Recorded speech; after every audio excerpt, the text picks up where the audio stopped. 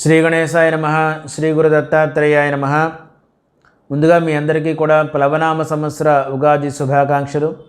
తులారాశి వారికి ఏ విధమైన ఫలితాలు కలగబోతున్నాయి, ఈ ప్లవనామ సంవత్సరంలో పాటించవలసిన పరిహారాలు ఏంటన్నది నేను మీకు ఈ వీడియోలో తెలియజేస్తాను. ముఖ్యంగా చిత్తా నక్షత్రం 3-4 పాదాలు, స్వాతి నక్షత్రం 1, 2, 3, 4 పాదాలు, విశాఖ నక్షత్రం 1, 2, 3 పాదాల వాళ్ళు ఈ తులారాశికి చెందుతారు. ఈ సంవత్సరం వీళ్ళకి ఆదాయం 2, వ్యయం 8గా ఉండబోతోంది. రాజపూజ్యం 1, అవమానం 5గా ఉండబోతోంది.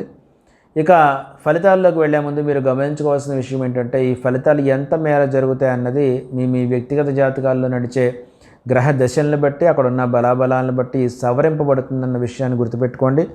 ప్రధాన గ్రహాలైన గురు, శని, అలాగే ఛాయాగ్రహాలైన రాహుకేతుల యొక్క గోచారాన్ని కనుక మనం పరిశీలించినట్లయితే, ఈ సంవత్సరం తులారాశి వారికి గురుడు పంచమ చతుర్థ స్థాన సంచారం, శని చతుర్థ స్థాన అంటే అర్ధాష్టమ సంచారం, రాహు అష్టమ స్థాన సంచారం, అలాగే కేతువు ధనస్థాన అంటే ద్వితీయ స్థాన సంచారం అనేది జరగబోతోంది. ఈ సంవత్సరం మీకు గనక పరిశీలించినట్లయితే కనుక శుభాశుభ మిశ్రమంగా ఉండబోతోంది. ప్రథమార్థం మాత్రం చాలా యోగదాయకంగా ఉంటుంది, ద్వితీయార్థం మాత్రం చాలా జాగ్రత్తలు పాటించాలి.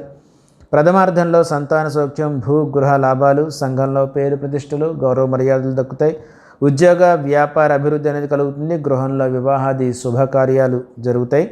ముఖ్యంగా ద్వితీయార్థం కనుక మనం చూసుకున్నట్లయితే మీ సహనానికి పరీక్షాకాలంగా ఉండబోతుంది. శారీరక మానసిక అనారోగ్యాలు, అవమానాలు, చిక్కులు, బంధుమిత్ర కళత్ర విరోధాలు, ధన నష్టం, ఉద్యోగ వ్యాపారాల్లో ఒడిదుడుకులు అనేవి మీకు సంభవించబోతున్నాయి.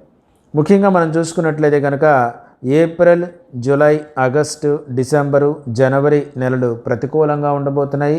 అలాగే మే, జూన్, సెప్టెంబరు, అక్టోబరు, నవంబరు, ఫిబ్రవరి, మార్చి నెలలు మీకు అనుకూలంగా ఉండబోతున్నాయి. ఇక మీకు ప్రతికూలమైన ఫలితాలు పోయి అనుకూలమైన ఫలితాలు కలగాలంటే కనుక గురువారం, శనివారం ఉపవాస నియమం పాటించండి. గురువారం, శనివారాల్లో మీరు ప్రదోషకాల శివార్చన చేయండి. అలాగే ఏదైనా ఆలయంలో కూర్చుని, వైష్ణవాలయం కావచ్చు, శివాలయం అయినా సరే, దత్తాత్రేయుని పూజించండి. దత్తాత్రేయ హరే కృష్ణ ఉన్మత్త ఆనందదాయక దిగంబరమునే బాలపిశాచ జ్ఞానసాగర అనే ఈ మహామంత్రాన్ని 108 సార్లు ప్రతిరోజు, అలాగే ప్రతి గురు శనివారాల్లో విశేషంగా పారాయణ చేసుకోవడానికి ప్రయత్నం చేయండి. తద్వారా మీకు అశుభ ఫలితాలన్నీ కూడా పోయి గ్రహస్థితి అంతా అనుకూలించి మంచి శుభ ఫలితాలు కలిగే అవకాశం కనిపిస్తుంది. జై గురుదేవదత్త.